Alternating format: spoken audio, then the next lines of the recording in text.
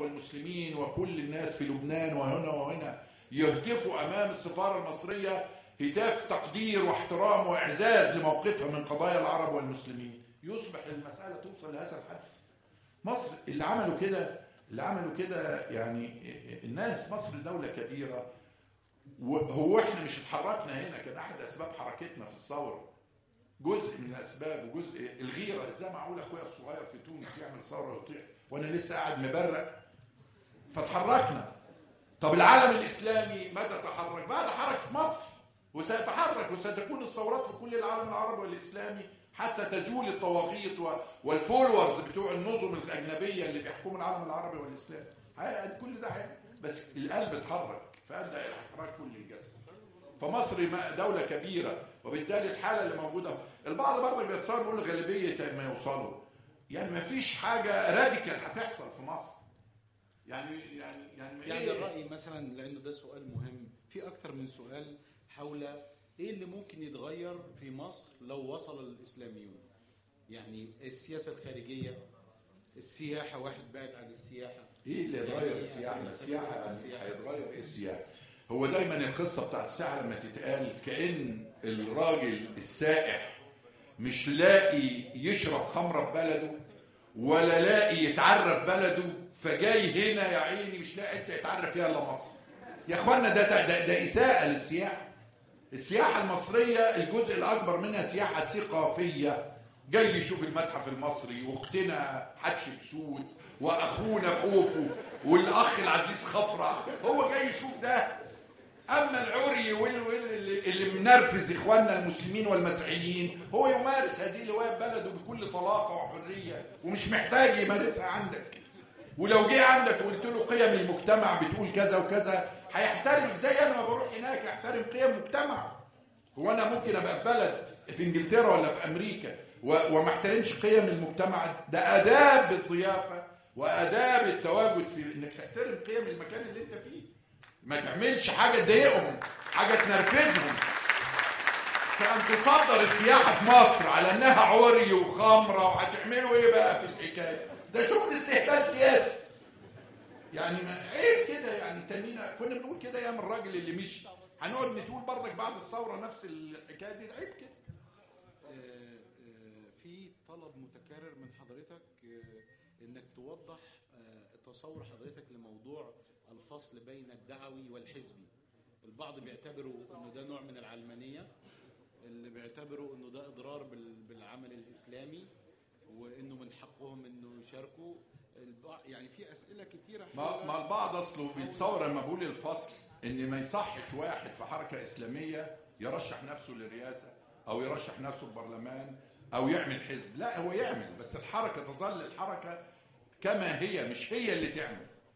لكن لو راح مجموعه من ابناء الجماعه الاسلاميه، من ابناء الاخوان المسلمين، من ابناء الحركه السلفيه، راحوا هم وعملوا حزب مع اخرين او مع بعض، بس يبقى ساعات ده الحزب ده ساعتها بتاع دول، مش حزب الاخوان ولا حزب الجماعه الاسلاميه ولا حزب كذا وكذا. دي وجهه نظر قد تختلفوا معاها، ويقول لا لازم هنعمل حزب الجماعه الاسلاميه وحزب الاخوان. دي قصه اخرى.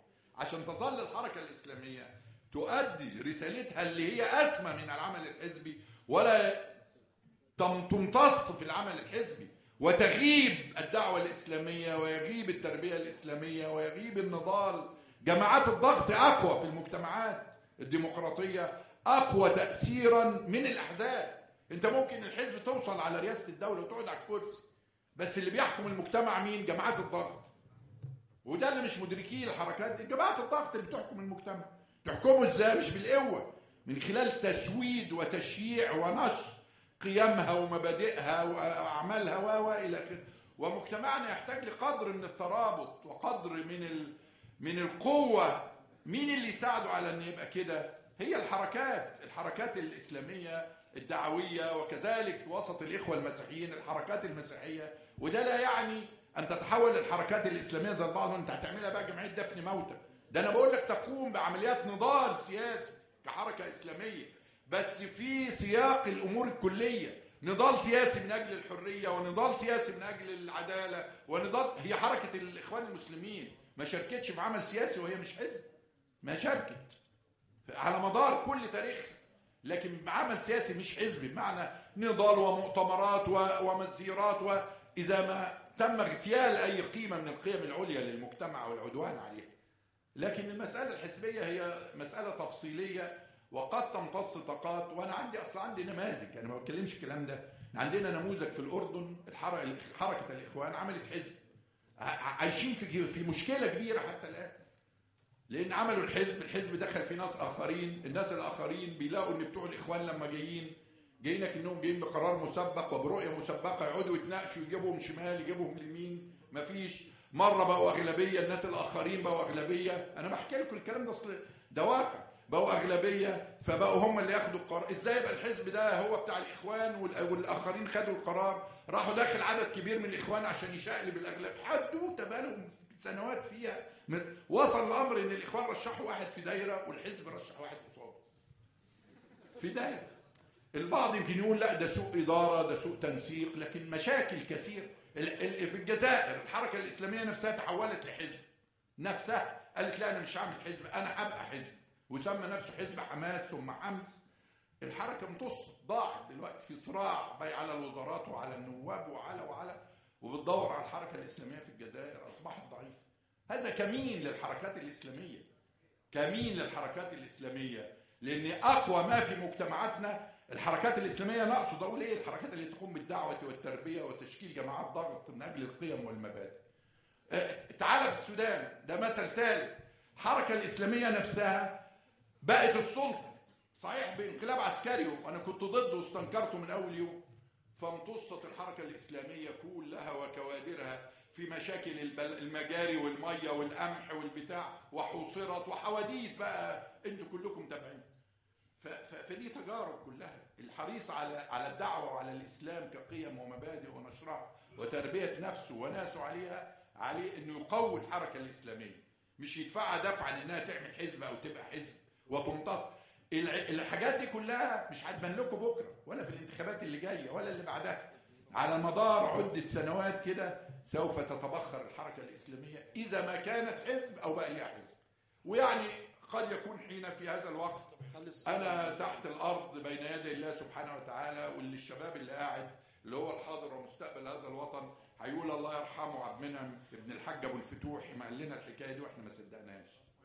هل النموذج المغربي اللي هو الفصل بين حركه دعويه والتركي، ما التركي فصل والمغربي فاصل، بس الحقيقه انا في حوار مع الحزب المغربي فصل، خلى الحركه حركه التوحيد اللي هي تساوي هنا من الناحيه الفكريه والمدرسيه اخوان مسلمين، وعمل حزب منفصل اداريا تماما اسمه العداله والتنميه ولا العدل والتنميه، العداله والتنميه، وانفصلوا. بس في اخر لقاء انا زرتهم وعملنا حوار فصل اداري تاني، الحزب ده ليه موقفه وده ليه موقفه، لكن كان لسه مستنيين يعملوا فصل في الاشخاص، لان برضك الفصل في الاشخاص مفيد. بمعنى ايه؟ ان كان عندهم في قياده الحركه بعض 3-4 هم نفسيهم في قياده الحزب، فده كان بيعمل كذا، فهم مرتبين نفسهم يعملوا فصل تام، يعني الحزب يبقى حزب بناسه وباهله سواء كان في بعض ابناء الحركه ولا والحركه تبقى حركه، وده ليه رسالته وده ليه وظيفته.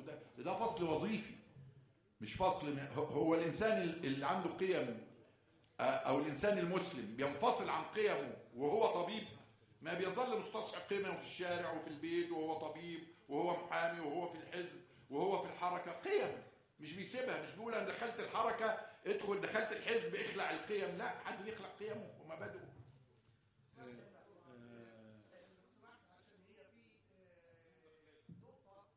اكتبها من حضرتك لانه انا ما سمعتش لحد تاني غير باذن الدكتور، والعدد في زي 60 سؤال.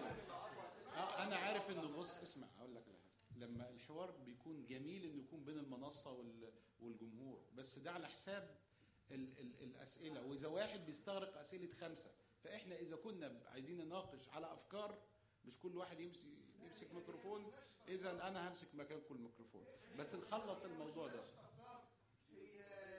انا عارف دي ديمقراطيه طبعا. حضرتك كل الناس بتبعت استيضاحات، معلش اصلا لو فتحنا هذا الموضوع انتوا فوق راسنا، بس الان مطلوب اهو حوالي 15 واحد قدامنا اقل من ساعه. ما هو عادي، ده نقص وارد على البشر، عادي مفيش مشكلة.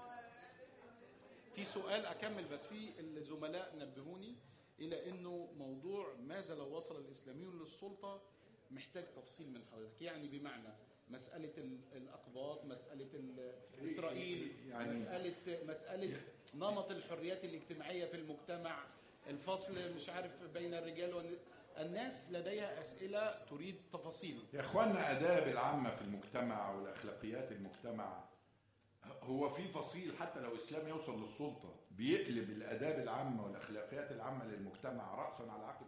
هو احنا آدابنا العامة بتيجي بقرار جمهوري مثلا أو بقانون؟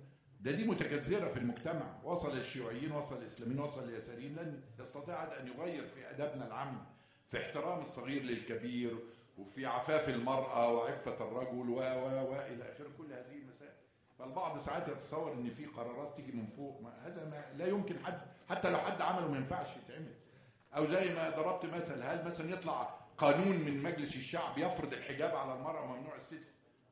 هذا لا يمكن يقبل. اذا في أغلبية ممكن يطرح هذا الكلام؟ لا، حد يطرح. احنا موجودين كشعب وجاهزين. اي واحد هيعمل اعمال مجنونة في مجلس الشعب هنتصدى ليه. هنتصدى ليه. هو مجلس الشعب حتى لو فيه أغلبية يسار ولا يمين هيخرج عن السياق اللي شعبنا يقبله؟ نتصدى ليه ونسقطه ونجيب غيره؟ يعني ايه المشكله؟ في عده هو يعني يوم الاسلاميين لما يوصلوا غالبيه في مجلس الشعب هنروح نصلي، هنخلي القبله بتاعتنا ناحيه مجلس الشعب؟ يعني بشر وصلوا مجلس الشعب، يا تشتغل كويس يا نسقطك. ايه الحكايه؟ في أسئلة متكررة عن أنه الاستفتاء وضح في تحالف بين الإخوان والدعوة السلفية، وفي أفكار مختلفة بينكم، وخطابكم مختلف تماما عن مثلا ما طرحه الشيخ يعقوب عن غزوة الصناديق دي. فإيه يعني الناس أكتر من سؤال عن غزوة الصناديق؟ يعني هو مسألة تحالف، ما حصلش تحالف بالفعل يعني، ولا حتى مع إخواننا في الجمعية الشرعية، لكن كون تقاطع أفكار الناس مع بعضها، دول راح ودول راح، وزي ما واحد قال ده تحالف بين الإخوان والحزب الوطني. يا جماعة حزب وطني إيه؟ وفي حزب وطني؟ هو أنت لازم اللي يختلف معاك تشوهه؟ يعني لازم اللي يختلف؟ أنت قلت لا ودول قالوا نعم، ليكن خلاص انقدهم في قولهم نعم، قول أنا كنت شايف إن أنتوا مش محقين في نعم لأسباب كذا وكذا وكذا، والعكس انقدهم في قول لا لأنكم كذا، لكن من دون أن نجرح بعض ولا نخون بعض، ولا المسائل اللي تمت دي كلها كانت مسائل مش كويسه يعني. لكن تحالف، حتى لو في تحالف مش عيب، انا بقول ما فيش تحالف مش من باب ان ده عيب، من باب ان ده ما حصلش. لكن حتى لو حصل، يعني ايه المشكله ان انا اتفق مع فصيل اخر واتفاهم معاه في انه يأيد كذا او يقول كذا او يقول كذا؟ المهم ان انا ما سكتوش لرايي بالقوه، اقنعته انه يقول لا او يقول نعم حسب اللي حصل، يعني ايا كان. فده بس مع ذلك ده ما حصلش يعني. في عدد من المثقفين باعتين اكتر من سؤال لحضرتك شخصيا، انه ايه الموقف العملي ليك في مسألة الاستغلال المعيب للدين في الدعاية السياسية والحزبية سواء من قبل الإخوان أو السلفيين أو غيرهم، وإيه الرد اللي هو يتجاوز إنه موقف حضرتك ممكن يكون رافض؟ هل في تحرك ليك في اتجاه لعمل مدونة أو ميثاق شرف في العملية السياسية القادمة، إنه يحيد مش الدين الإسلامي بس، حتى الكنيسة أيضا شاركت في هذا الفعل؟ فهل في إجراء عملي حضرتك هتاخده أو تدعو إليه، ولا نفضل يتم وبعد كده نقول ما يصحش وعيب وكلام زي كده؟ أتمنى أن نعمل حاجة زي كده، لكن يعني على الأقل أنا في لقاءات ومحاضرات ومؤتمرات وفي الموقع البسيط الضعيف الخاص بيا بعبر عن الكلام ده بهدف نشر عملية توعية فيما أتصور أنها يعني رؤى وأفكار أنا بستقيها مما آمنت به وأقدره وأعتز به يعني. هناخد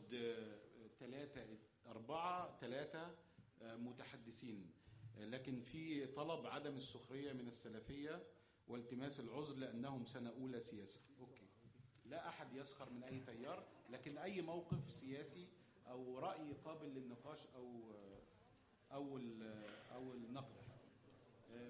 من اليمين حد طالب تدخل؟ اتفضل سريعا الله يخليك.